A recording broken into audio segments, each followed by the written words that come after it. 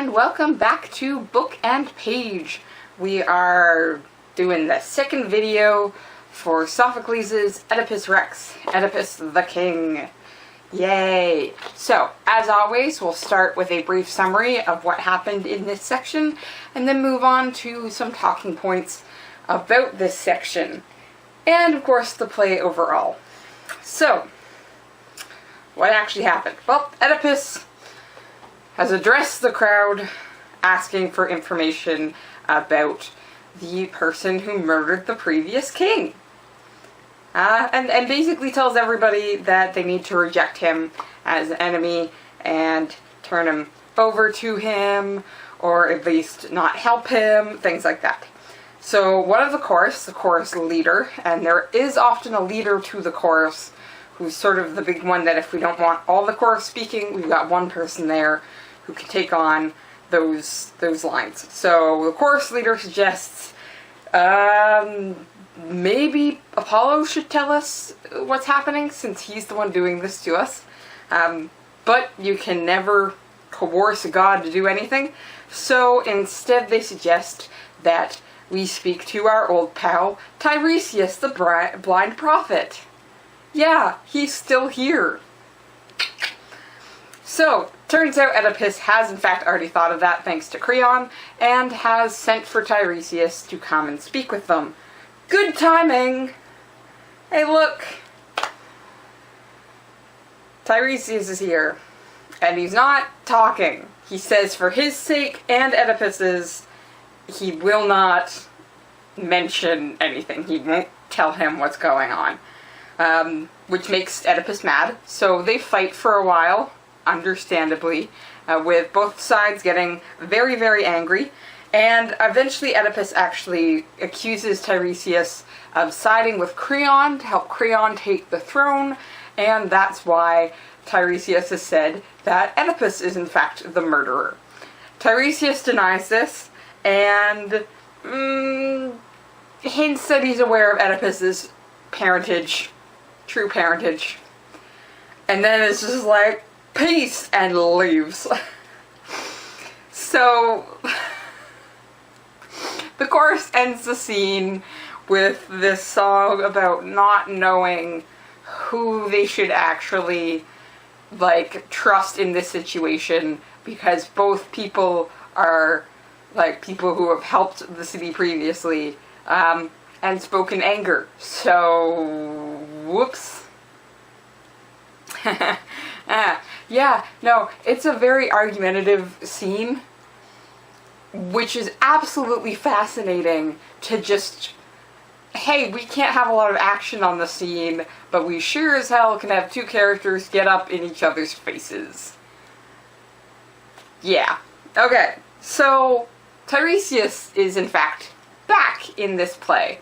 Now, if you haven't been following from the Bacchae, Tiresias is in fact a character that we've met previously. He is a blind prophet, as I said, and also seems to be a well-known advisor to Thebes, or at least the king of Thebes.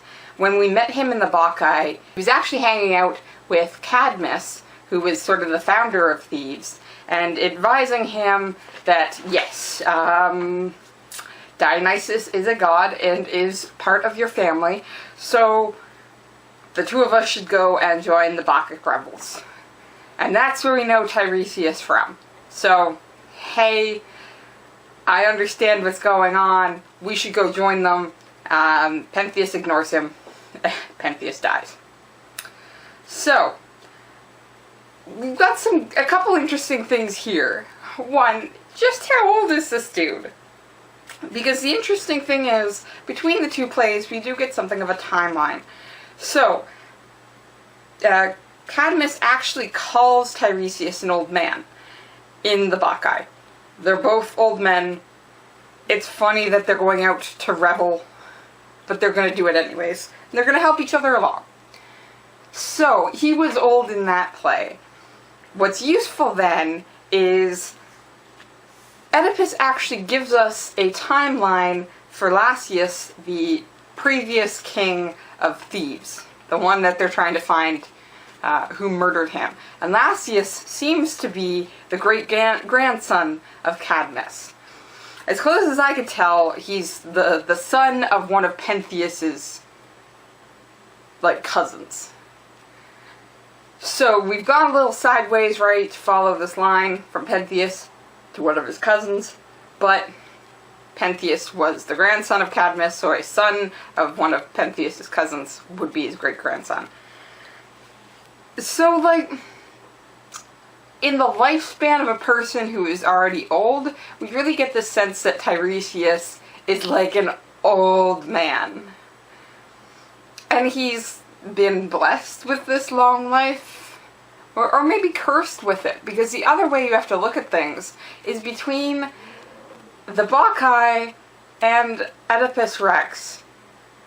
That is easily, like, that is the lifespan of a person. If you were a child during the Bacchae, probably a child that was old enough to understand what was going on. Preferably. I'll explain. A child who was old enough to know what was going on, to be an old man during Oedipus Rex. You have to keep in mind, there was Dionysus just screwing over Thebes in the Bacchae. Prior to Oedipus Rex, there's the Sphinx that was terrifying Thebes, and now with Oedipus Rex, we've got a plague.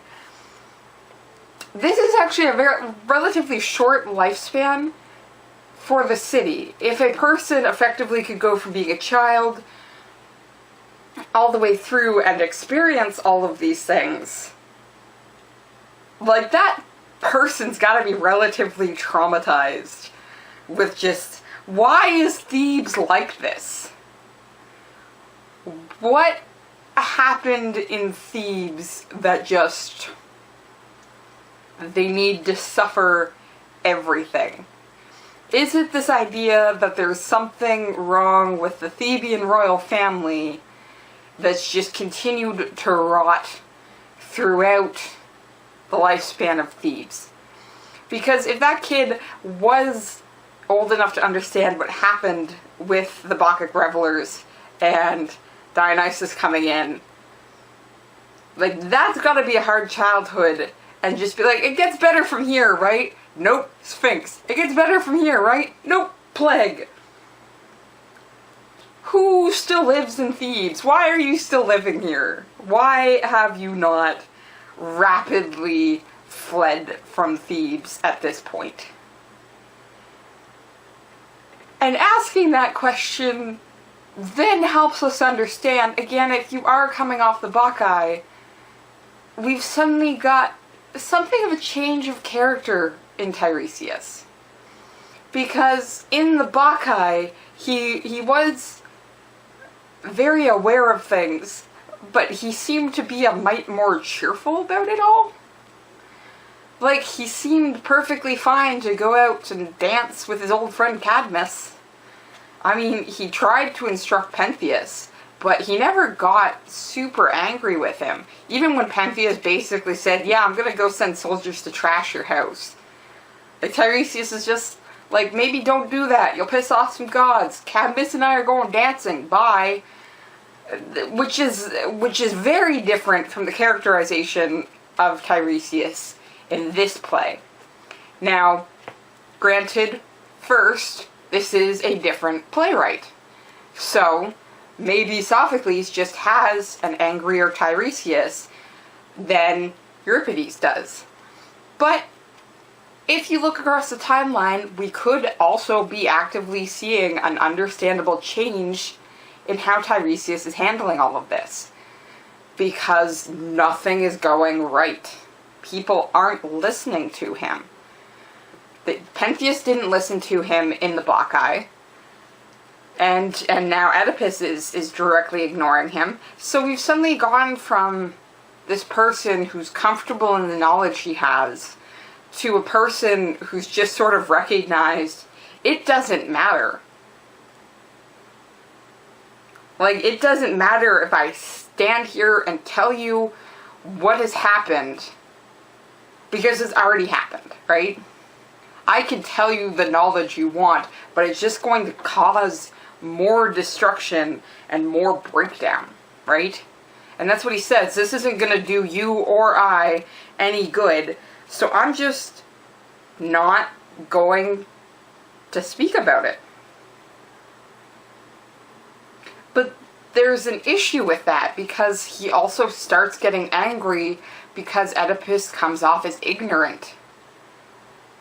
Like, there's a couple of times in this section that Tiresias directly pokes at or admits the truth.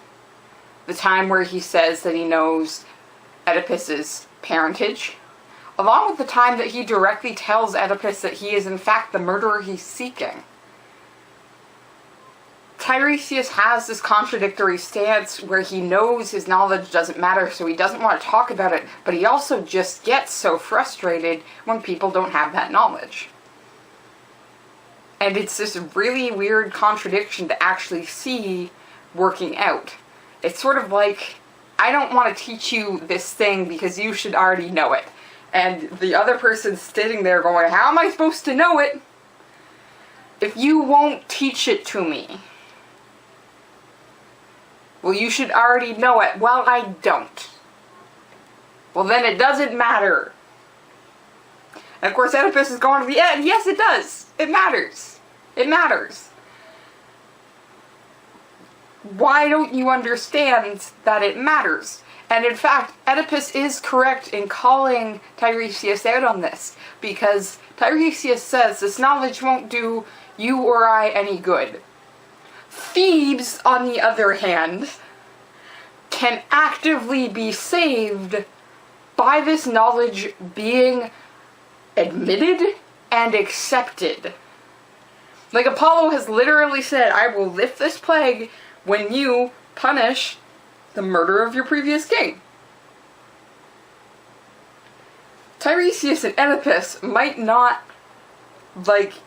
handle this information well, but people are dying. And Tiresias at first says it's not going to help. And Oedipus says, yes, it will help. And in fact, in insisting on Tiresias sharing his knowledge, Tiresias gets so angry he almost seems happy that Oedipus is going to suffer due to his own anger as well. It's this weird, uncomfortable characterization of this man who can see things, but his knowledge has never made things better. Even Cadmus suffered, and Cadmus listened to Tiresias in the Bacchae. So it doesn't matter. It doesn't matter what I say. All of this is going to go wrong. So we start understanding sort of the anger behind both of these characters. Because I definitely think there are points in our lives where we've probably been both Tiresias and Oedipus. Maybe in not such a dire situation, but I know full well there have been points where I've been both frustrated because somebody won't listen to me, and also frustrated because somebody won't tell me the information I need to handle this situation. So, if you have had those situations, then just ramp up the intensity of those emotions that you got. And then you start really getting a sense of exactly why these two people that you get the sense normally are very calm and understanding and could have a proper conversation with each other. And they actually get to the point where the chorus has to step in and say, both of you are speaking only because of your anger and you need to calm down. This is a dire situation, and it is a question of what is going to happen and who is going to help save Thebes. So the emotions here, maybe it does make sense that we've seen this character change with Tiresias. He's a very old man. He's frustrated, he's angry, and maybe he's probably even a little bit scared. Because when all of this comes to light, how many people really are saved in the end, right? Is Thebes just going to keep suffering? Oh yeah, we sent Cadmus and his daughters out of the city. Well, that didn't stop the Sphinx from coming to Thebes. Okay, Oedipus saved us from the Sphinx. It didn't stop the plague from coming. How many more times is Thebes going to suffer, even as we change who's in charge and deal with the problems that there are. Spoiler alert, at least one more time. That's Antigone. Which I'm not doing yet, but I might come back to, because that one's also a fascinating one of Thebes just falling to pieces. So, we've got this change in Tiresias, this anger that we're seeing. It's also something of a change in Oedipus within the play itself, but again, I think we can understand why emotions are riding so high. Things are at stake, and these two people are just not communicating well. And communication really becomes key, not just in this section, but in this play, like, completely. This section really highlights that one of the major themes of Oedipus Rex is the connection between speech and action. And this one I hadn't realized until, again, I took my master's class. We started with Antigone in Oedipus Rex, and my professor was just pointing out how connected words and actions actually are. You go back and reread this, and it's everywhere. And you're like, wow, okay, that stuff is important. So, from the beginning of this section,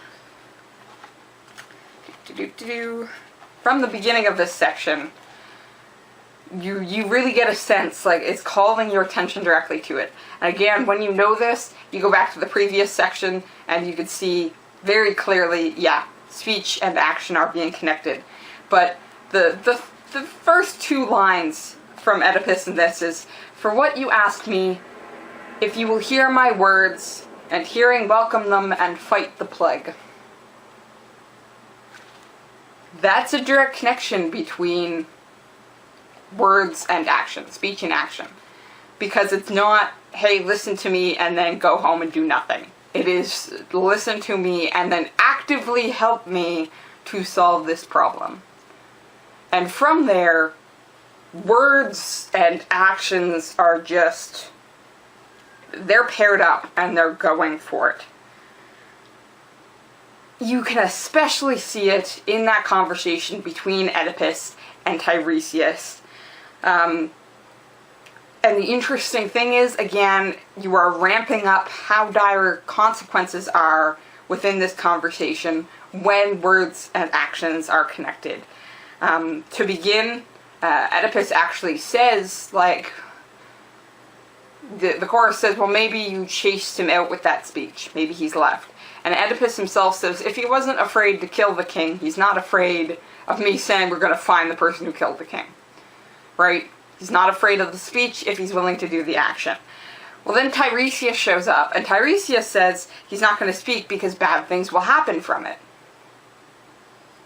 And that's, again, that's very general. Well, then Oedipus' own curse against the murderer will fall on his own head, and Tiresias says that directly. Like, you're cursing yourself with your own words here.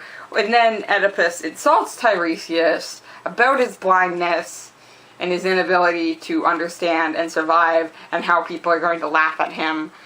And Tiresias again says that you're cursing yourself there. And suddenly we have a very concrete example of very specific words that are going to lead to very specific actions that we've sort of pinpointed through this conversation. And each time that word-action connection is made, bad things are expected. Because it's a tragedy, right? Because it's not true with everything. I could say, I'm gonna go pet my cat, who's just over here off screen. And then I could go pet my cat. It might result in me getting clawed. That could be a bad reaction. But it might result in her making that happy little burp noise and me just being happy. Words and actions can create good consequences. But this particular conversation, again, with the tension and the anger, words spoken in anger are not going to produce good consequences. They're going to produce bad ones. So, as we sort of make that realization, we need to start asking ourselves, in this relationship, between words and actions. What is more important? Are words more important? Are the actions more important? And the actions do make a case for being the stronger issue here, because even not speaking about things doesn't mean that things don't happen. Tiresias says that it will do no good to speak the truth about the situation, but again, Thebes is already suffering. That action is occurring whether or not Oedipus and Tiresias properly talk to each other. This murder that they're trying to solve has already happened, even if nobody is going to acknowledge the correct murderer. Right? Those actions have already actually occurred or are occurring. And failing to speak about them doesn't prevent those actions. But then that says something, right? That says that speaking about them properly will lead to actions that will help these actions that are already occurring. Acknowledging who the murderer is and bringing them to justice will prevent further suffering from Thebes with this plague. Same with solving the murder and getting justice for Lasius as king, right? So, words then do seem to have power here, because they can solve actions once those actions are acknowledged. Speech becomes just as important as those actions, because the lack of speech about prior actions just causes more suffering. Speaking and not speaking, in this case, are both tragic. And it is a question of, well, what tragedies do we solve here? Do we throw the city away so that Oedipus can remain ignorant? Or do we throw Oedipus under the bus in order to save Thebes? And how much does truth actually matter in this situation when we make that choice? And that's the interesting thing, because the chorus at the end of this section really picks up on that. We could, of course, easily say, well, yes, sacrifice the one man for the health and safety of the city. But the chorus picks up on the fact that Oedipus is a good person overall. That he's done good for the city. He might speak in anger every now and then, but he saved the city before. He's been a good ruler. He's actively trying to help the city now. And they're not willing to just automatically suspect him, even if it would save Thebes. They're giving Oedipus the benefit of the doubt because he is a noble person. And so, again, that's what the tragedy is. Because Oedipus isn't an evil person for evil's sake that we can happily throw under the bus. We are supposed to like Oedipus a little bit. And that seems to be what the chorus here is doing. Sort of reminding us that this person made some mistakes and made some prior choices, but how much of that was in his control, and can we forgive those for the fact that he's done so much good since then? Well, obviously the gods aren't as forgiving, right? But this is a human play about human nature. And human nature is flawed. If we were all judged on the worst action we have ever done, rather than on all the good things, even the small good things that we do, how many of us would be doomed from the start to be the bad guy? So I think, again, the chorus is supposed to be giving us a sense of how complicated this play should be for us as well. It's not easy to say, yeah, sacrifice Oedipus to the wolves. A lot of us might actually be Oedipus. I'm not saying the whole Freud thing. I'm just saying, again, if we're judged on our worst days, how good is humanity? I'm going to keep reading, and I hope you do too. See you next time.